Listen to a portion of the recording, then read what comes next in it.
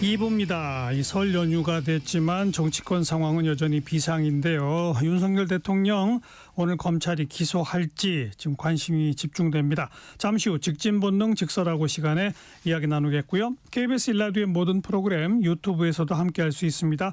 실시간 방송 보실 수 있고요. 정치, 경제, 사회, 문화 다양한 콘텐츠들 마련돼 있어요. KBS 1라디오 유튜브 채널 구독, 좋아요, 댓글 부탁드립니다. 일요일 2부 출발하죠.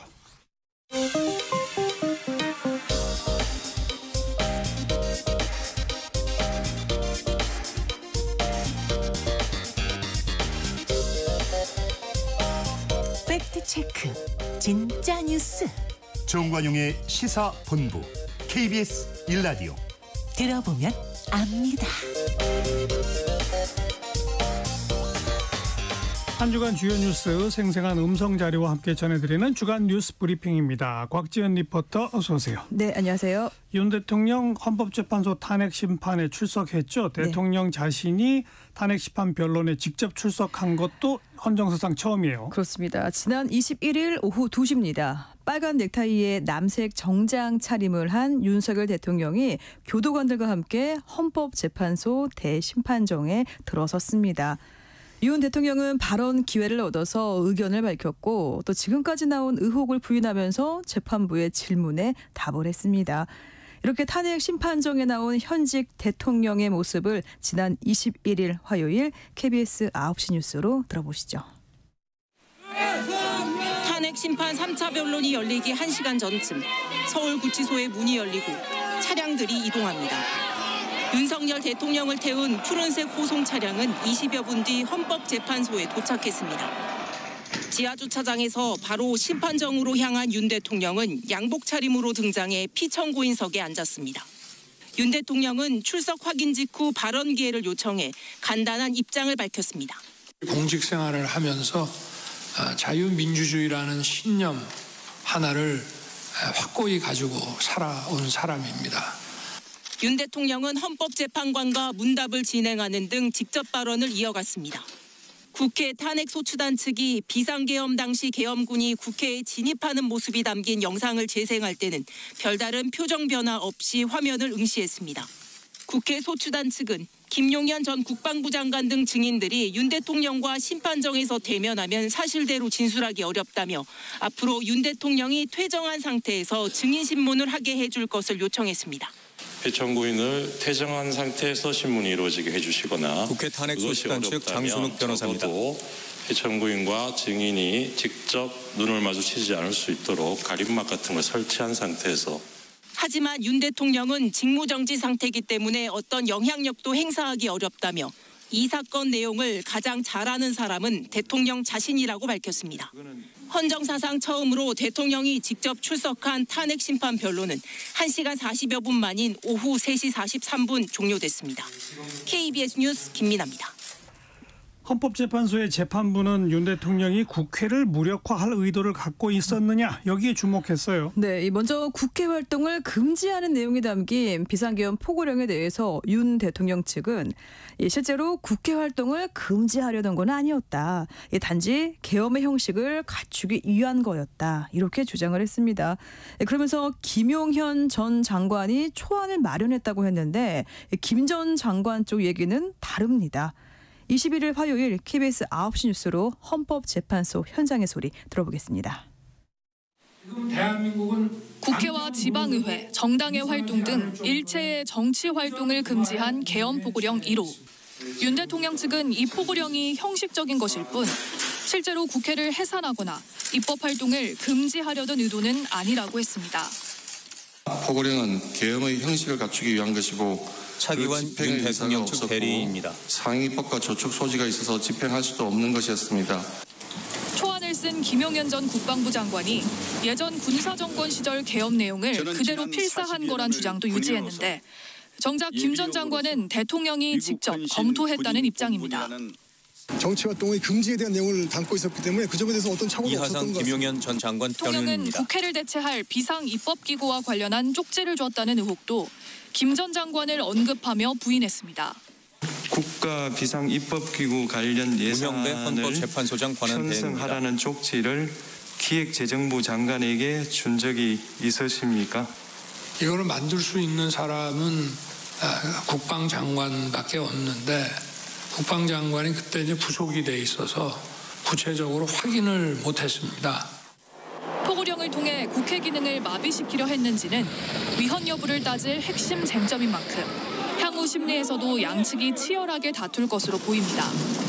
국회 권능을 마비시키고 헌정 질서를 파괴하려는 것은 헌법연구원 그 노희범 어떤 경영으로도 정당화될 수 없다는 거죠. 그렇기 때문에 문영배 권한대행이 제일 먼저 그것부터 물어보고 윤 대통령 측의 신청으로 김 전 장관은 탄핵 심판 변론 기일에 증인으로 출석합니다. KBS 뉴스 최경입니다. 그 이틀 뒤에는 윤 대통령이 김용현 전 국방부 장관과 심판정에서 마주 앉았죠. 네, 이 12.3 비상계엄 사건으로 가장 먼저 구속된 김용현 전 국방장관이 23일 윤 대통령 탄핵 심판에 증인으로 나왔습니다. 이 비상계엄 포고령이 과연 어떤 경위로 만들어졌는지가 가장 궁금했었는데 김 전 장관은 그간의 이 관련자들의 이런 진술 내용과는 다른 발언을 했습니다. 이 계엄 선포 직전에 열린 이 국무회의에서 계엄에 동의한 국무위원이 있었다고 말을 했습니다. 지난 23일 목요일 KBS 9시 뉴스로 현장의 소리 들어보겠습니다. 4차 변론기일에 출석한 윤석열 대통령. 잠시 뒤 김용현 전 국방부 장관이 심판정에 들어섭니다. 이후 진행된 증인신문에서 김 전 장관은 계엄 선포 직전 열린 국무회의에서 일부 국무위원이 계엄에 동의했다고 주장했습니다. 동의한 사람이 있었습니까? 동의한 분도 있었습니다. 누굽니까? 제가 말씀드리기는 곤란합니다. 모든 국무위원들이 반대했다는 한덕수 국무총리의 발언과 다른 진술인데 김 전 장관은 누구인지는 말하지 않았습니다. 국회 탄핵소추단 측은 당시 국무회의 시간이 불과 5분 정도밖에 되지 않았다며 계엄 선포 과정의 절차적 문제를 파고들었습니다. 하지만 김 전 장관은 회의 전인 오후 8시 반부터 국무위원들이 들어오기 시작해 올 때마다 같이 심의했다고 주장했습니다. 심의를 제대로 하기 위해 계엄 선포도 30분 늦게 이뤄졌다고 했습니다. 절차를 지금 준수하기 위해서 원래는 이제 22시에 그 계엄 선포를 할 계획이었었는데 국무위원들 도착 시간이 늦어지면서 정족수가 최소한 이렇게 돼야 되겠다 해서 기다려서 30분 늦게 이루어진 겁니다. 회의 5분 만에 윤 대통령이 브리핑장으로 자리를 옮겨 비상계엄을 선포한 것도 맞다고 시인했습니다. 비상계엄 선포문에 국무위원들이 서명하지 않았다는 점도 인정했습니다. 비상계엄 선포문에 부서를 했습니까? 정형식 장관들이나 증인이 부서를 했냐고. 그렇게는 하지 않았습니다. 앞서 검찰은 김 전 장관을 기소하며 헌법 82조에는 대통령의 국법상 행위는 문서로 해야 한다고 정하고 있지만 당시 비상계엄 선포를 문서로 남겨놓지 않아 위헌이라고 지적했습니다. KBS 뉴스 이원입니다. 이날 김용현 전 국방장관은 비상계엄 직전 열린 그 국무회의에서 지시사항이 담긴 문건을 부처별로 전달했다. 또 이렇게도 말했죠? 네, 이 국가 비상입법기구 예산을 편성하라. 그러니까 이런 내용이 담긴 한 장짜리 쪽지입니다. 계엄의 핵심 쟁점 중에 하나로 국회를 무력화하려 했다는 그 증거가 될 수 있는 거죠. 김용현 전 장관은 그 문건은 자신이 만들었고 이 총리와 행안부 장관 것까지 한 6장에서 7장쯤 된다. 이렇게 말을 했습니다. 그런데 지금까지 이걸 받았다고 인정한 사람은 단 2명뿐입니다. 23일 목요일 KBS 9시 뉴스입니다. 계엄 선포 당일 국무회의에서 당시 최상목 경제부총리에게 건네진 문건인데 계엄으로 국회를 무력화하려는 시도 아니었냐는 의혹이 제기됐습니다. 이 쪽지는 헌재의 윤 대통령 탄핵 심판 증거로도 채택됐는데 김용현 전 장관은 작성한 사람이 바로 자신이라고 밝혔습니다. 헌법 제76조에 따라 비상시 기재부를 통해 긴급 재정 입법권을 수행하기 위한 것이었다고 주장했습니다. 해소하지 못한 그런 여러 가지 막혀있는 부분을 좀 해소하자. 그러나 이 또한 국회의 승인을 거쳐야 하는 거여서 답변 자체가 모순인데다 경고 목적의 일시적 계엄이었다는 주장과도 배치됩니다. 김 전 장관은 전두환 군사정권 때의 국가보위 입법회의를 본딴 게 아니냐는 재판관 질문에 강하게 부인했습니다. 윤 대통령은 쪽지에 대해 잘 모르겠다는 태도로 일관했습니다. 이런 걸 한번 검토해 볼 수 있지 않나. 저도 처음에는 무슨 말인지를 몰랐는데 오늘 얘기하는 거를 보니 그런 거는 같습니다. 김 전 장관은 최 부총리와 조태열 외교부 장관뿐 아니라 한덕수 총리와 이상민 전 행안부 장관, 조지호 경찰청장에게 줄 계엄 문건도 작성했다고 이번에 처음 밝혔습니다. 비상계엄 주무장관으로 관련 부처에 협조가 필요할 경우 요청하라는 윤 대통령 지시였다고 덧붙였습니다. KBS 뉴스 정세배입니다. 그리고 김용현 전 장관은 국회에서 의원들을 끌어내라고 지시한 혐의도 부인했죠. 네, 이 비상계엄을 해제하기 위해서 모인 국회의원들을 끌어내라고 대통령이 지시했다는 게 지금까지의 검찰 수사 결과죠. 또 그런 지시를 받았다고 증언한 사람도 여러 명 있습니다. 그런데 김용현 전 장관은 의원이 아니라 요원을 빼내라는 지시였다, 이렇게 주장을 했습니다. 23일 목요일 KBS 9시 뉴스 들어보겠습니다. 비상계엄 당시 국회에 특전사 400여 명을 투입한 곽종근 전 특전사령관. 계엄 해제 이틀 뒤 이렇게 당시 상황을 설명했습니다.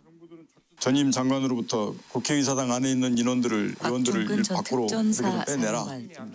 헌재에 나온 김용현 전 국방부 장관은 의원이 아니라 요원을 빼내라고 했다고 주장했습니다. 사상자가 생길 수 있다는 판단에 의원이 아니라 요원을 빼내라고 한 것을 김병주 국회의원이 의원들 빼내라는 것을 통과시킨 것이죠. 네, 그렇습니다. 국회 주변 병력 투입은 자신이 계획했고 윤석열 대통령에게는 보고하지 않았다고 말했습니다. 주요 정치인 체포를 윤 대통령이 지시하지 않았다고도 주장했습니다.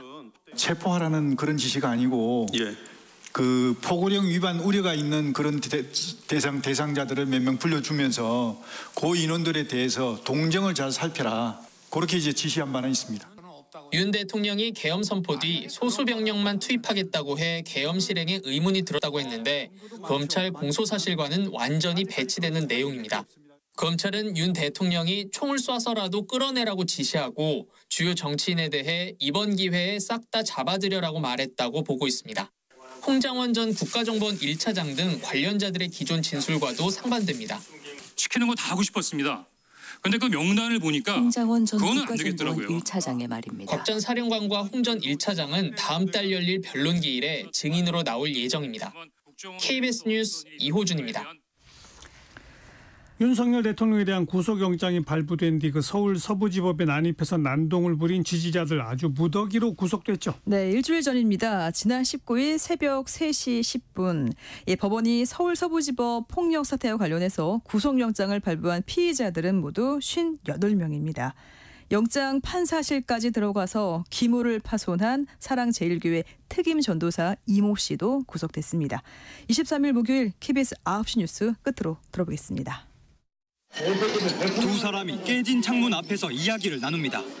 검은색 옷을 입은 남성, 주머니에 노란 통이 있습니다. 회색 옷을 입은 남성이 노란 통을 넘겨봤더니 법원의 깨진 창문 앞으로 다가가 무언가를 뿌리는 듯한 행동을 합니다. 뒤따라간 검은 옷의 남성, 창문 너머로 불붙은 종이를 던져놓고 유유히 자리를 떠납니다. 해당 남성은 폭동 당시 법원 침입 혐의 등으로 긴급 체포됐는데 경찰은 방화 혐의도 들여다볼 방침입니다. 폭동 사태 피의자들에 대한 구속 절차도 이어지고 있습니다. 사랑제일교회 특임 전도사로 알려진 유튜버 이모 씨는 영장 실질 심사를 받고 구속됐습니다. 이 씨는 폭동 당시 서부지법 영장판사실까지 침입했습니다. 사랑제일교회 측은 이 씨에게 특정 행동을 지시한 바가 없다며 연관성을 부인했는데 논란은 계속될 거로 보입니다. 중대한 법 취지엔 도전이라고 생각하고 있기 때문에 저희들이 거의 아주 수사도 아주 단호하게. 경찰은 서부지법 폭동 사태와 관련해 구속된 58명을 검찰에 송치하기로 했습니다. KBS 뉴스 추재훈입니다. 네, 주간 뉴스 브리핑이었습니다. 곽지연 리포터 수고하셨어요. 네, 고맙습니다.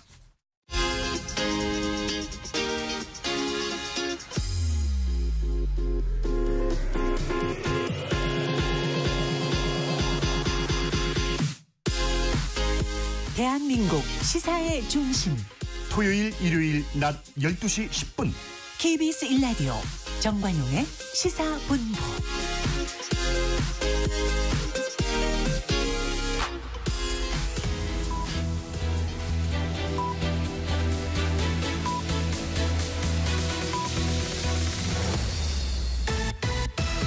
직진 본능, 직설하고 고고고.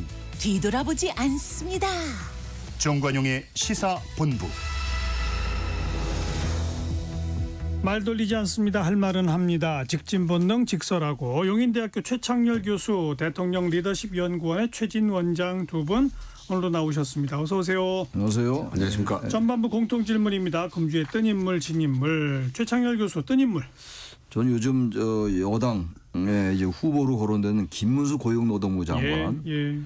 전 뭐 개인적으로 아주 예상 외인데 어쨌든 지지율이 그냥 무시할 지지율은 아닌 것 같아요. 네. 그런 걸로 봐서는 지금은 상황 뭐 앞으로 말씀 나누겠습니다만 여러 가지 상황과 결부시켜서 봐야 되겠는데 아무튼간에 대단히 어쨌든 뜨고 있죠. 이례적이라서 뜬 인물이다라고 일단 잡아왔습니다. 뜬 것만은 확실합니다. 네, 확실합니다. 예. 최진 원장 금주의 뜬 인물. 두 사람인데 일단 자기 대권 주자에서 최근에 좀 오세훈 서울시장이 좀 많이 뜨고 있더라고요. 예. 그런 점에서 하는 말씀드리고 그리고 한 분은 지금 이렇게 빵을 좀 많이 좋아하시는 이진숙 방통위원장이 복귀했지 않습니까? 6개월 만에. 예. 그런데 단순한 복귀가 아니라 이게 헌재 표라든지 여러 가지로 좀 상징하는 게 많은 것 같아요. 그래서 좀 외형적으로 6개월 동안 어떻게 보면 실직이나 다름없다가 단짠 복귀한 이진숙은 분명히 겉으로 뜬 거 아니겠습니까? 네. 빵을 좋아한다는 얘기는 갑자기 왜 하나 했더니 그 업무 추진비 사용 뭐 그 논란 얘기하는 거죠? 예, 그렇습니다. 알겠습니다. 그때 대부분 사등이래 빵을 많이 사셨더라고요. 금주의 진 인물 최창렬 교수. 저는 지금 윤 대통령 그 대리인단의 윤곽근 변호사. 예. 제가 이분은 정치는 아닙니다만 이분의 말이 아주 너무 좀 저는 개인적으로 좀 납득이 안 되는 말들이 많아서 특히 이제 어제 기자회견을 했잖아요. 어제 기자회견했는데 공수처 경찰법원이 다 거대 야당의 지휘하에 대통령 내란몰이에 나선 것이다. 이런 말. 그러니까 지금 당장이야 이제 변호인으로서 이런 말 할 수 있겠죠. 변론인이니까 할 수 있는데 나중에 어떻게 될지 모르겠어요. 역사가 아무리 변론이라 하더라도 이렇게 말할 수 있는 것인지 어떤 태도에 내서 변론을 해야 되는 게 아닌가라는 생각이 드는데 민주당 얘기는 안 했지만 공수처 경찰법원이 내란몰이를 하고 있다. 이런 말은 나중에 봐서라도 그래서 저는 어쨌든 이번 주에 저 개인적으로는 변론입니다만 진인물로 이렇게 뽑아왔습니다. 네. 최진 원장 금주의 진인물. 개혁신당 지금 네 분을 두 주인공 이제 이준석 의원하고 허은하 대표인데 거기 또 왜 그래요? 참 보기가 민망합니다. 그러니까 여야가 큰 정당이 내부 분열하는 걸 이해할 수 있지만 의석 3개인데 정말 치열하게 맞붙은 것 같아요. 그래서 우리나라 정당이 고질적인 네 분이 그리고 이준석 의원 같은 경우 보면 참 영리하고 정치적으로 상당히 감이 빠른데 항상 가는 길에 그런 분열의 그런 조짐들이 많다는 것 이런 부분이 참 좀 많이 좀 아쉬운 생각이 좀 듭니다. 누가 잘잘못을 떠나서요. 보기 안 좋습니다. 아무튼. 네. 자, 검찰은 공수처로부터 자료를 넘겨받은 후에 구속 기간을 연장해 달라고 2번 요청했지만 법원은 일단 거부했고 그러자 오늘 10시에 검찰총장이 전국의 검사장들을 소집해서 회의를 했고 조금 전 그 회의는 끝났다고 합니다.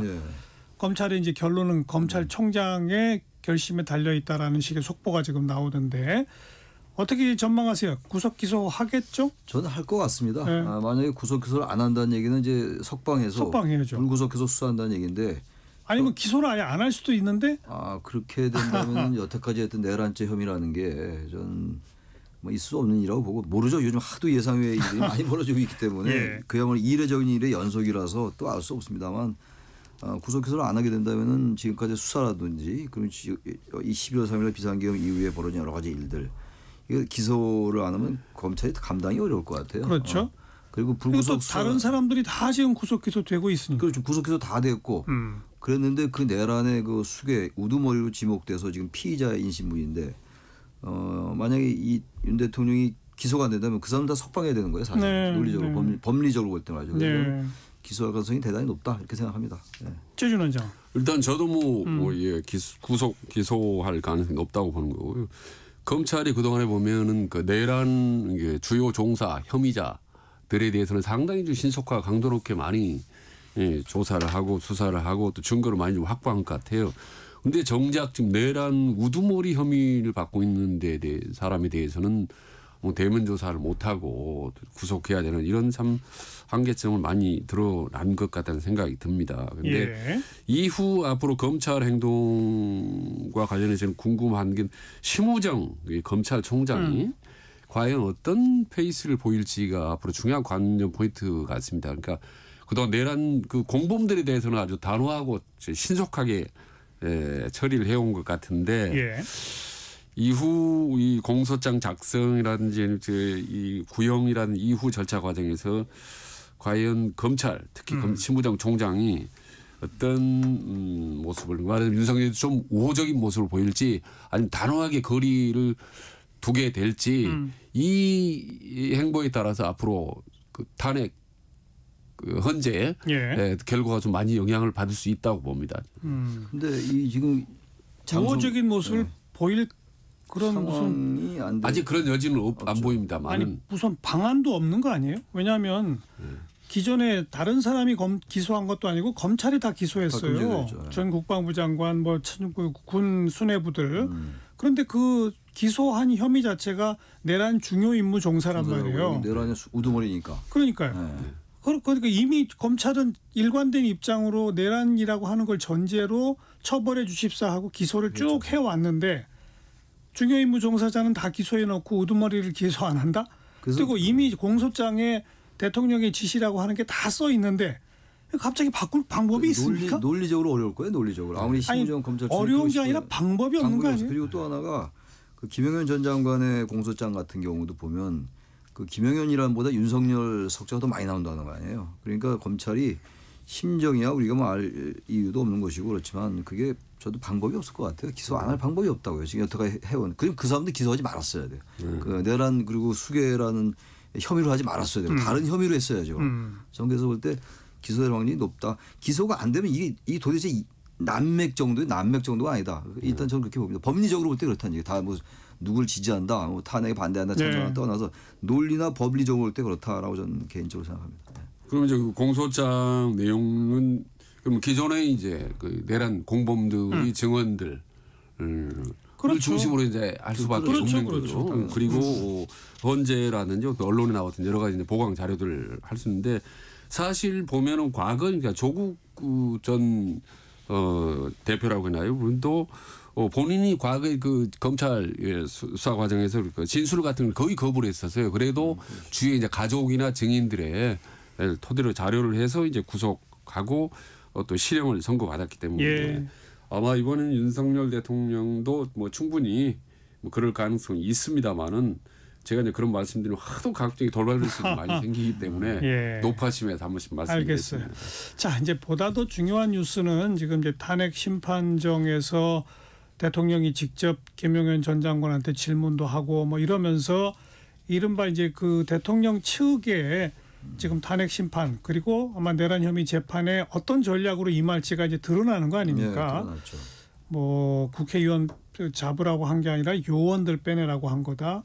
체포 지시한 것이 아니라 포고령을 위반할 조짐 내지는 위험성이 있는 사람들 그냥 동정을 살피라고 한 거다. 뭐 이런 식의 논리. 또 뭐 심지어는 계엄이 아니라 계몽령이다라고 하는 논리. 어떻게 평가하세요? 그래서 궤변이라는 단어가 있는 게 아닌가라는 느낌이 들죠. 계몽령이란 말을 그 조대현 변호사가 했거든요. 그 헌재 재판정에서 말이죠. 그리고 요원이라고 얘기하고. 근데 참 뭐 굳이 뭐 바이든 알리면 그 예는 안 되겠는데. 근데 그럼 요원에게 의결 정도수란 말이 해당이 안 되잖아요. 그것도 논리적으로 제가 자꾸 논리란 말을 하는 게 논리를 벗어난 얘기를 너무 많이 들어가고 있어요 지금. 그리고 지금 실패한 계엄이 아니다. 그 실패한 계엄이 아니라고 윤 대통령이 얘기했는데 그 논거는 이게 생각보다 빨리 끝나긴 했지만 그러나 원래 그렇게 하려 했던 것이다. 그러니까 이제 일관된 주장과 맥이 닿죠. 이건 야당이 경고하려 했다. 근데 그날은 야당이 경고하려 했다는 말을 넘어서 이제 국민에게 호소하려 했다라고 이제 얘기를 했거든요. 이런 말들을 보면은 완전히 이제 프레임을 바꾸려 하는 거예요. 그렇죠. 그리고 제가 아까 잠깐 윤곽근 변호사 어제 기자회견을 말씀드렸지만 드디어 이제 공수처 경찰법원이 거대 야당의 지휘하에 대통령 내란물에 나선 것이다. 그래서 작금의 이 혼란을 불러온 실질적인 내란 행위다. 라고 이건 헌재에서 한 얘기는 아니에요. 어제 대리인이 어제 이제 기자회견에서 한 얘기인데 이런 식으로 이제 그쪽에서 이렇게 좀 하나의 큰 전략을 짠 것 같아요. 전략을 짠 겁니다. 짰어요. 그리고 이제 여론도 자꾸 우리에게 유리하게 바뀌고 있다. 자신들에게 그런 쪽으로 이제 완전히 길을 잡아 나가는 것 같아서 야 이런 거야말로 역사의 반동을 하는 게 아닌가 조심스럽게 그런 생각이 들어요. 이 자체를 제가 반동으로 단정은 하지 않겠습니다만 그러지 않고야 느닷없이 헌재에서도 그렇고 요원이었다. 요원이니까 그거는 우리 군인들 나와라. 거기 직원들 다치게 하면 안 된다. 이런 식의 그 궤변 아닙니까? 그게 앞뒤 맥락으로 볼 때. 아니 특전사령관이 특전사 병령들이 국회에 들어가 있으면 뭘 빼냅니까? 그냥 나오라고 하면 되는 거죠. 명령을 하는 거죠. 초수하시오 이러면 되는 거죠. 그리고 그게 분명히 했잖아요. 곽정근 전 사령관이 또 4일날 아니죠. 곽정근 전 사령관이 2월 6일 날 나오게 되는데 헌재. 그거 다 나올 거예요. 나오면 여러 번 얘기했잖아요. 국회에서 최근에 곽정근 전 사령관이 지시를 받았다. 확실하게 기억이 납니다. 저는 사실 얘기합니다. 그런데 그걸 갑자기 바꿀 수 있겠어요? 저는 그래서 아까도 얘기 잠깐 돌아가서 과연 근거가 있느냐 증거가 있느냐 그런 게 증거들이거든요. 일관된 진술도 녹취록이 없다 하더라도 말이죠. 그래서 저는 최근에 이 상황 자체가 대단히 정말 우려스럽다. 이 상황 돌아가는 게. 지금 헌재가 말입니다. 이게 윤석열 대통령 재판부 심판관에서 주목하는 게 두 가지인데 하나는 계엄군이 국회를 무력화하려고 했었느냐. 그렇죠. 실질적으로는 그거하고 또 하나는 이른바 계엄 쪽지를 통해서 이후 국회 지원금까지도 지속적으로 차단하려고 했느냐. 이 두 가지입니다. 그러면서 이제 비상입법기구 같은 걸 만들려고 그런 걸 했느냐. 그런데 이 두 가지를 완전히 전면적으로 헷갈리게 만들고 완전히 부인하고 치고 나온 게 바로 김영현의 4차 변론입니다. 그렇지 않습니까? 그래서 국회 무력화가 아니다. 그래서 그게 이제 대표되는 게 국회의원이 아니라 국회요원이었다는 거 아닙니까? 그 요원 발언이고. 그래서 여기서 이제 의원이야 요원이야 이게 이제 헷갈리게 만들어서 완전히 갑론을박하게 만드는 거고 그리고 이른바 계엄 쪽지도 이 부분에 대한 많은 게 이제 주목했는데 본인이 완전히 이 얘기는 흐트러뜨리는 거예요. 그러니까 사실은 한 장이 아니고 여러 개였다라고 하면서 완전히 이 관심을 분산시켜 버리는 거죠. 아주 교묘한 이 교란수를 구사하고 있는데 이런 점에서 볼 때 저는 아까 모두의 진인물이라고 그랬지만 당초는 이제 김영현 저는 국방장을 꼽았죠. 새삼스럽게 말이죠. 이번에 헌재를 하는 모습을 보니까 와, 이 사람이 정말 무지막지하지만 또 아주 교활한 면이 많구나. 이게 그래서 무력과 이렇게 전략 전술을 다 동시에 병행할 수 있는 인물이었기 때문에 진짜 이번에 계엄의 중요한 인물이고 정말 이 나라를 아주 엉뚱한 방향으로 몰고 갈 수 있는 정말 위험천만한 인물이다라는 것을 아주 정말 여실히 제가 이번에 보고 느꼈죠. 그런데 김용현 전 장관이 이런 논리를 개발해낸 주체인지는 헌법재판소 진행 과정을 지켜보면 변호인단이 김용현 전 장관한테 의원이 아니라 요원이었었죠라고 물으니까 네 이렇게 한 거거든요. 그러니까 이 논리를 개발해낸 측은 김용현 전 장관이 아니라 윤 대통령 변호인 측이고 윤 대통령 측이 아닌가 싶어요. 물론 그런데 김용현 전 장관은 나름의 여러 가지 생각을 했을 거예요. 일단 이제 제가 볼 때 김용현 전 장관은 탄핵이 인용되든 기각되든 내란 체험에서 벗어날 수 없어요. 중형을 받게 돼 있다고요. 그런데 만에 하나 기각이 되면 자신이 살아날 수 있다. 그런 판단을 했기 때문에 이해관계 일치한 것 같아요. 대통령이 직을 복귀하면 하다못해 사면이라도 해주고 이런 걸 기대할 수 있겠죠. 그래서 아마 그런 양측의 그런 이해관계가 맞아떨어진 게 아닌가 그러는데 일단 국민의힘의 그 지도부가 좀 지난 얘기는 합니다만 이 법원의 영장 발부 이런 거에 대해서 사법 쿠데타다라는 얘기를 썼거든요. 그리고 이것과 어제 그 대리인 측이 한 그 내란 행위다 이게 내란몰이다라고 얘기한 것과 상통한 얘기일 수 있거든요. 맞습니다. 게다가 이제 4차 변론에서 김용현 전 장관이 전혀 그동안에 했던 얘기를 뒤집고 말이죠. 포고령도 다 자신 있었고. 그럼 사실 그러면요. 계엄령을 김용현이 선포한 거예요. 그렇게 되는 말이죠. 이게 말이 안 되는 얘기라. 제가 자꾸 논리 법리 얘기하는 게 그 어느 쪽에 그 편을 쓴다라는 문제는 전혀 중요하지 않고 논리 범위적으로 맞지는 않는다고 이런 얘기들이 말이죠. 근데 그게 지금 기정사실화 되는 쪽으로 가고 있는 것 같아서 그래서 제가 우려스럽다고 얘기한 건데 앞으로 어떤 프레임이 또 나올지 모르겠어요. 아주 고도로 조직화된 그런 체계 논리화에서 이런 일들이 벌어지고 있는 게 아닌가라는 생각이 듭니다. 저는 아까 변호인단 쪽에서 오히려 얘기를 해서 화답한 거 아닌가라는 건데 저는 쌍방간의 어떤 그 긴밀한 교감하에 이루어졌다고 봅니다. 왜냐하면 요원 아닙니까라고 했을 때 또 교감이 없으면 아닙니다. 그럼 의원입니다. 이렇게 또 얘기가 나올 수 있거든요. 그래서 지금 그런 의혹들이 많이 제기가 돼 가고 있어요. 이미 수감 중에 사실은 할 수가 없지 않습니까? 그럼에도 불구하고 많은 정보를 주고받는 것 같다. 예를 들면 뭐 윤석열 대통령이 말 여러 가지 뭐 옷차림 스타일링도 그렇지만은 그때 폭동이 일어난 당일날 그걸 보고 나서 헌재 출석을 뭐 결심하고 발표하고 한다든지 여러 가지 서로 정보를 주고받는 듯한 그런 징후들이 많이 나타난다. 앞으로도 저는 이런 검찰 후분 수사 과정이나 이런 헌재 과정에서 서로 입맞추기라든지 서로 짜맞추기 이런 얘기들이 지속적으로 일어날 수 있다고 봅니다. 이런 부분을 좀 차단할 수 있는 방법이 좀 찾아야 되지 않냐, 강구를 해야 되지 않냐. 이게 제가 보기에 진짜 우려가 되는 거는 이런 거예요. 그 현행 우리 법령 체계에 따라서 검찰, 경찰, 공수처 등등은 일괄되게 수사하고 이미 기소까지 다 이루어진 게 그러니까 친위 쿠데타 내란을 저질렀고 그것은 위헌이고 위법이니 처벌해야 한다.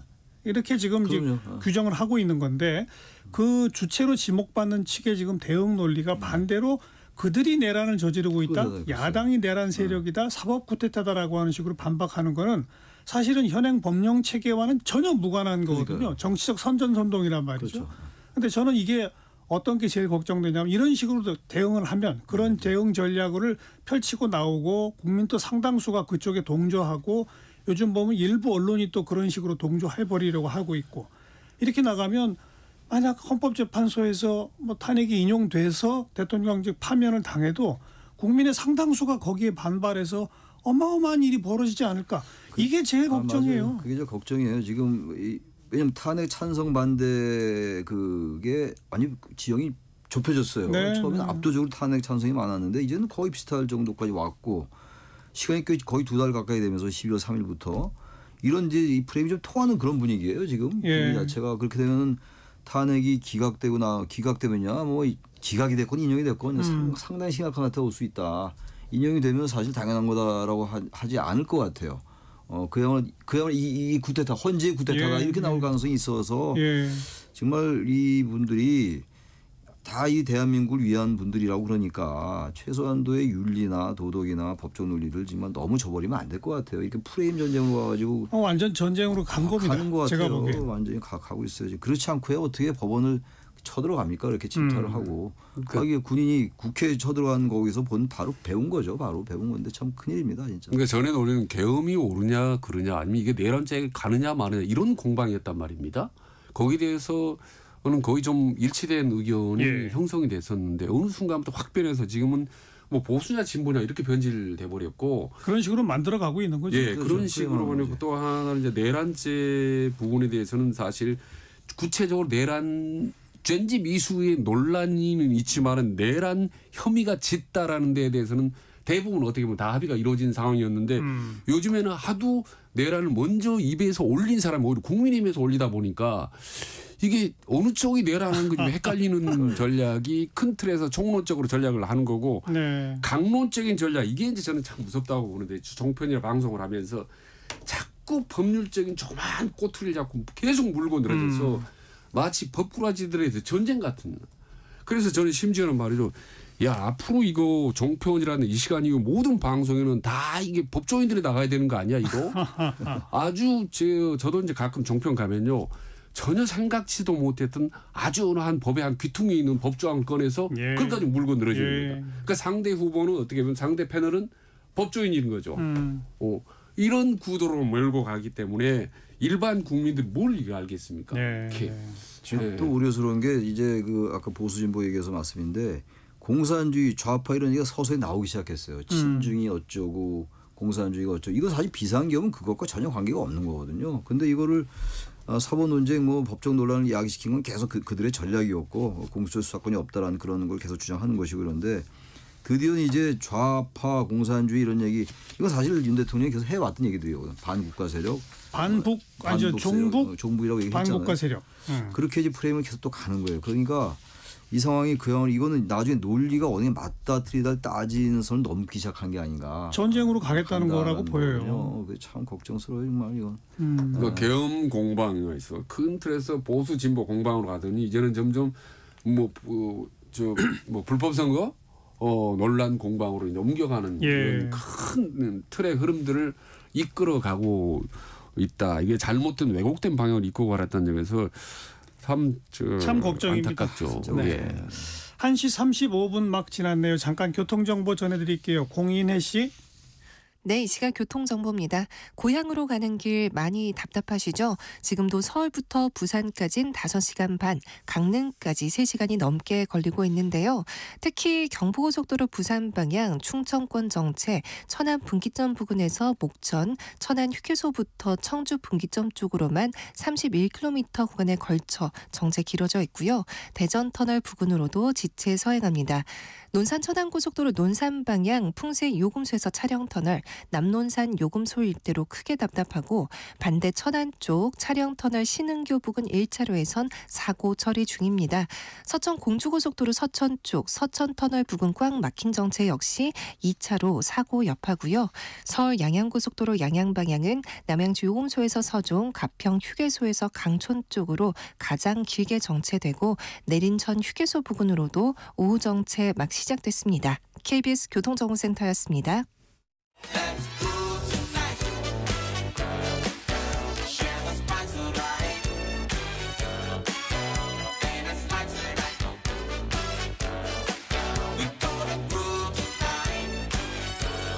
국민 MC 정관용.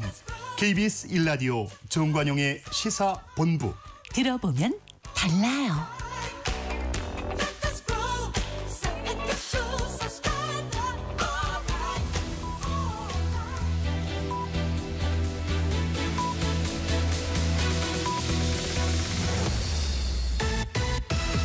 직진 본능, 직설하고 고고고.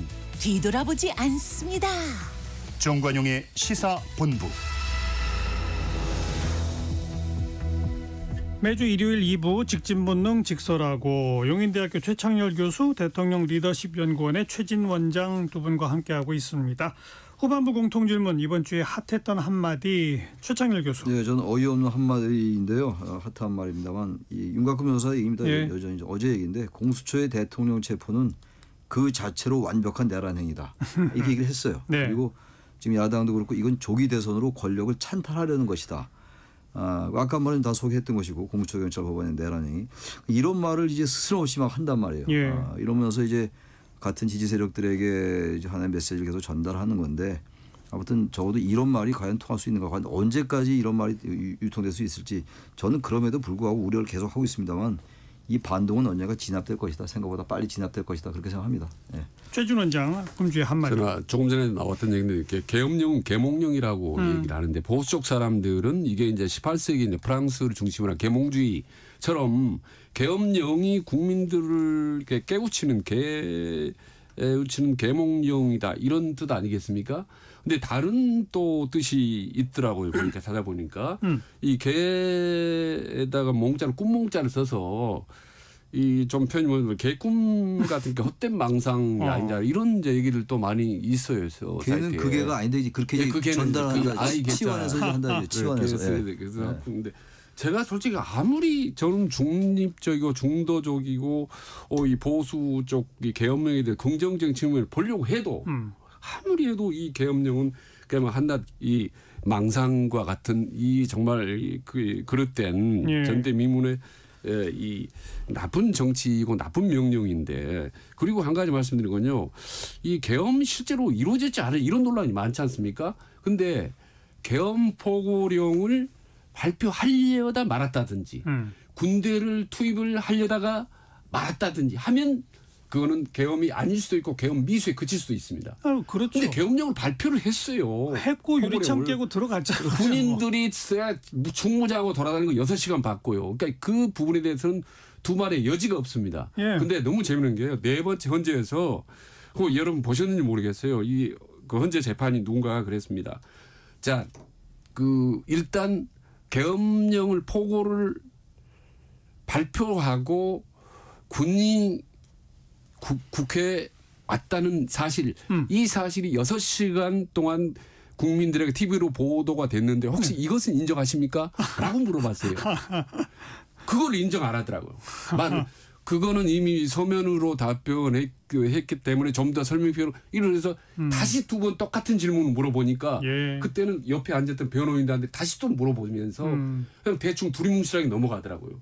그러니까 6시간 생중계된 걸 그 계엄 사실, 그 팩트 자체를 인정을 안 하기 때문에 이 많은 문제들이 생기는 겁니다. 지금까지. 그러니까 아까도 제가 잠깐 언급했습니다만은 현행 법 체계상 너무 명백한 국민이 다 지켜본 증거가 뚜렷하고 그래서 뭐 수사기관도 수사 착착착착 금방 끝내서 논리적으로 이건 내란이다 전부 다 기소하고 일이 쭉 달려가고 있는데 거기에 법률적으로 대응할 방법이 없으니까 이제는 야당이 니들이 내란 세력이다라고 수사기관이 내란을 일으키고 있다라는 식의 정치적 선전선동으로 그냥 맞서는 거예요. 제가 보기엔.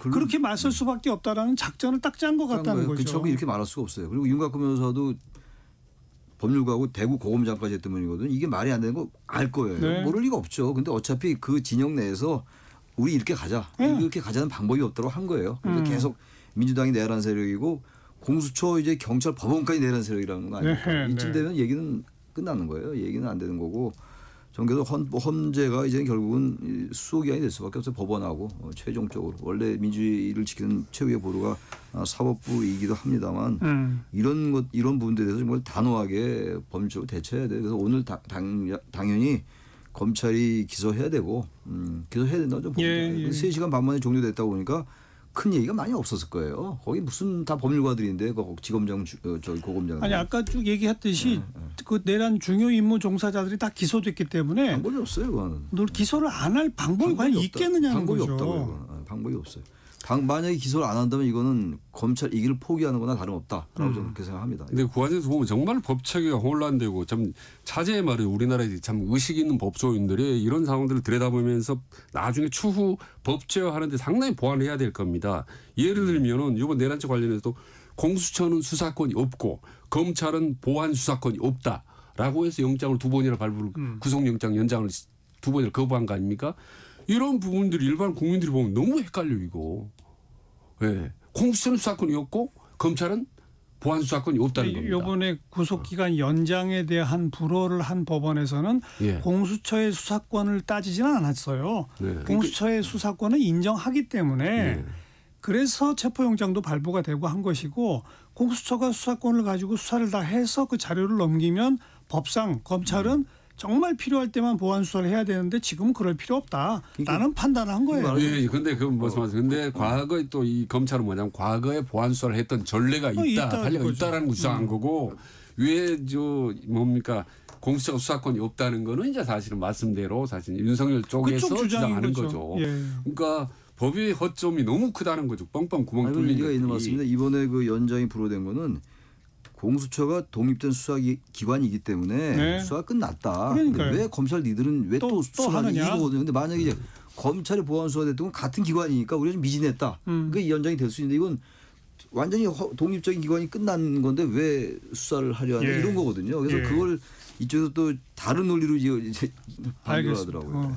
그런데 이제 그 헌법재판소의 탄핵 심판이라는 거는 대통령이 위헌 위법적 행동을 했느냐 여부를 우선 따지고 위헌 위법적 행동을 한 그 정도가 대통령직을 파면할 정도냐 아니냐를 두 번째 따지지 않습니까? 그러니까 이제 노무현 전 대통령 같은 경우 선거법을 위반했다.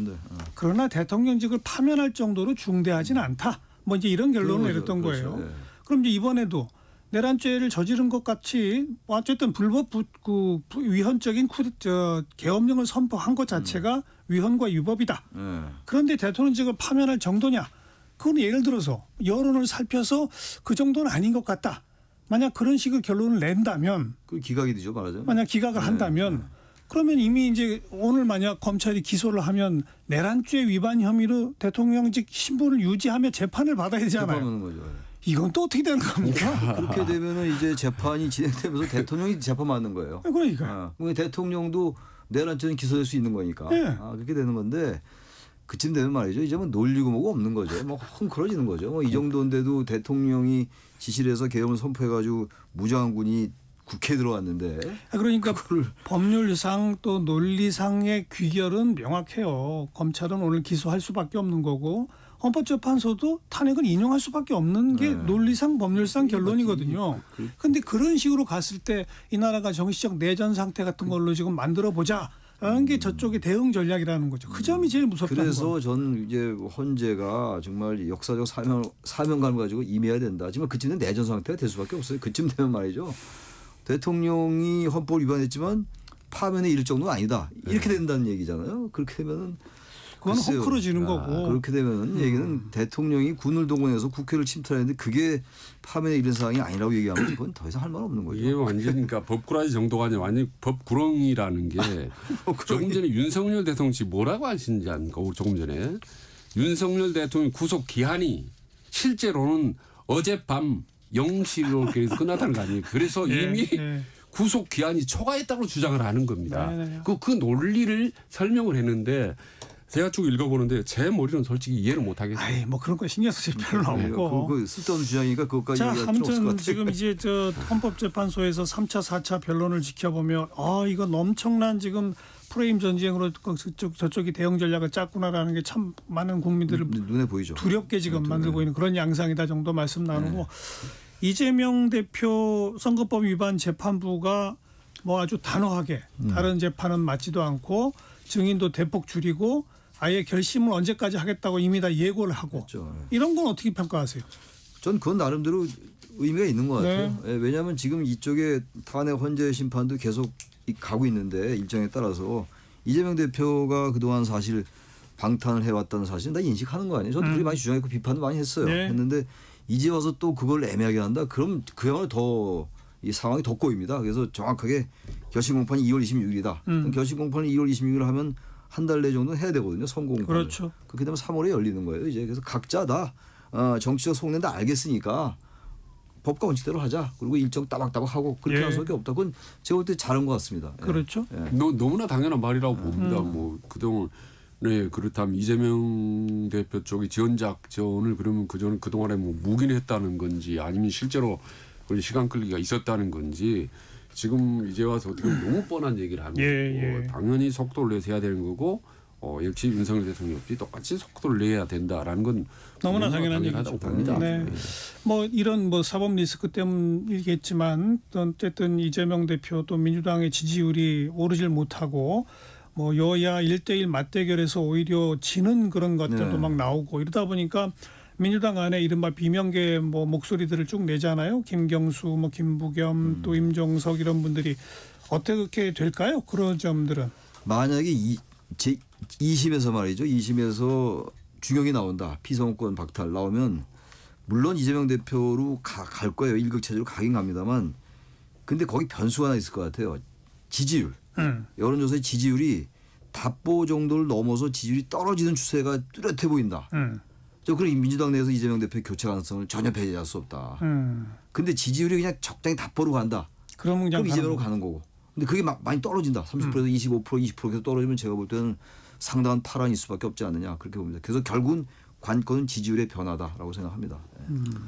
5명이 목소리를 높이더라고요. 김부겸, 김경수, 임종석, 김동연, 김두관 5명이 뭐 일제히 때는 이때다 하는 것처럼 이제 목소리를 높이는데 이 목소리가 과연 본인들이 대권 주자로서의 지지율을 올리기 위한 그런 정치적인 노림수인지 실제로 어떻게 보면 좀 대한민국 발전을 위해서 목소리를 내는 건지가 저는 중요하다고 봅니다. 지극히 원론적인 얘기지만 아마 지금 현재까지는 다 국민의힘 지지 당원들이나 국민들도 별로 비중 두고 저는 그다마 듣지 않을 거라고 봅니다. 그렇죠. 그래서 정말 이 국민을 위한 그런 아주 이 감성적인 그런 발언이 나오기 전까지는 아직까지는 별로 큰 영향이 없다고 실제로 보면요. 그렇죠. 여론조사를 여야 해보면요. 1위부터 10위까지 보면은 이재명 있고 나머지는 거의 안 보여요. 김동연 정도 하고 나머지는 거의 미미합니다. 이건 바로 국민들이 아직도 이 5명의 주자들에 대해서 비명계에 대해서 진정성 이런 부분에서 별로 그렇게 비중을 두지 않는 것 같다고 봅니다. 저는 앞으로도 봅니다. 앞으로 지금처럼 이렇게 뭐 김경수 같은 경우 예를 들면 뭐 이재명 겨냥했으면 폭력적 언행 뭐 이렇게 강도 높게 표현을 했더라고요. 이렇게 정치적인 필요성에 의해서 뭉치고 하는 부분에 대해서는 별로 지지율의 변화도 없을 거라고 봅니다. 지금처럼 가면 이재명 대서론이 어떤 형태로든 지속될 가능성이 높다. 그래서 이 5명의 주자들은 아마 상당히 좀 발상을 전환을 해서 또 필요할 때는 때로는 오히려 올바른 직언은 쓴소리를 저는 내야 된다고 봅니다. 그리고 꼭 이럴 때 이재명이 힘들어질 것 같을 때만 내지 말고 보통 때 평소 때 뭐 줄탄핵 이어한다 이럴 때도 옳은 소리 국민을 위한 바른 소리를 제대로 좀 내는 사람이 누구냐에 따라서 앞으로 야권의 대권 판도가 달라질 거라고 봅니다. 민주당도 이번에 보면 크게 반성해야 됩니다. 그렇죠. 반사이익이 통 오질 않잖아요. 이쪽으로. 이쯤 되면 완전히 기울어져야 되거든요. 민주당으로. 그렇지 않잖아요. 생각보다. 그만큼 많은 국민들이 보수 물론입니다만 민주당 이재명 대표의 그 방탄 문제 그거에 대해서 식상할 정도로 알고 있다는 거예요. 그렇죠. 그러니까 이렇게 지지가 안 오르잖아요. 어떤 조사는 뭐 과대 표집이라고 저도 말씀드린 적이 있습니다만 과대 표집 분명히 있어요. 보수의 과대 표집이 있는데 보수의 결집이 뚜렷한 것도 있거든요. 그리고 중도층이 이탈을 해서 일로 잘 안 간다는 얘기거든요. 그러니까 민주당도 크게 반성해야 됩니다. 그 말씀을 빠질 수가 없어요.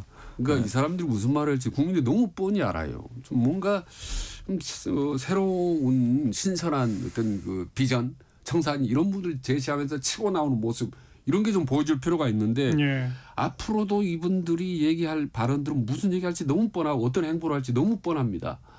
이 뻔하고 다른 행보를 좀 보여줬으면 좋겠다 하는 거고 이건 뭐 국민의힘 후보들도 마찬가지입니다. 그쪽은 지금 후보들도 똑같이. 뭐 홍준표, 오세훈, 김문수 뭐 대략 그런 분들의 어떤 경쟁 구도가 될 걸로 보이죠. 그렇죠. 거기서 나올 겁니다. 결국 홍준표, 오세훈, 김문수, 뭐 그정 유승민도 뭐 포함되니까 한동훈 대표도 이제 움직인다고 하죠. 그러니까 이제 거기서 이제 결정이 될 겁니다 아마. 최근 들어서 약간 한동훈 전 대표가 좀 여론조사 좀 높게 나오긴 하던데 저는 이제 궁금한 게 지금 한 몇 달 됐습니까? 공백기를 가져서 이번에 새로 딱 국민들에 나오는 모습이 과연 달라진 화법, 말투, 정치력을 보여줄지 되게 궁금합니다.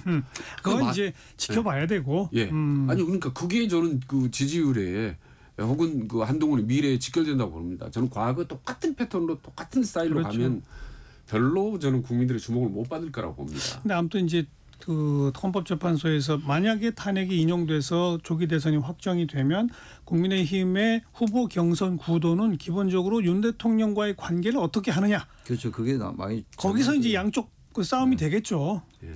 근데 이제 국민의힘이 과도하게 우경화되면 말이죠. 민주당 못 이길 거예요. 과도하게 이제 그런 걸 국민의힘도 알고 있지 않겠느냐. 알고 있는데 그게 과연 어떻게 반영되냐의 문제겠죠. 그러니까요. 그건 뭐 좀 지난 후의 일이니까 오늘 이 정도까지 합시다. 자, 직진본능 직설하고 용인대학교 최창렬 교수, 대통령 리더십 연구원 최진우 원장 두 분과 함께했습니다. 고맙습니다. 네, 고맙습니다. 감사합니다. 네, 2025 신년기획 저출생 위기 대응 우리는 이렇게 한다. 다음 주 토요일에는 경상북도 구미시 김장호 시장을 함께 만나겠습니다. 조정현이 부르는 그 아픔까지 사랑한 거야 들으시고요. 다음 주 주말에 뵙죠. 안녕히 계세요.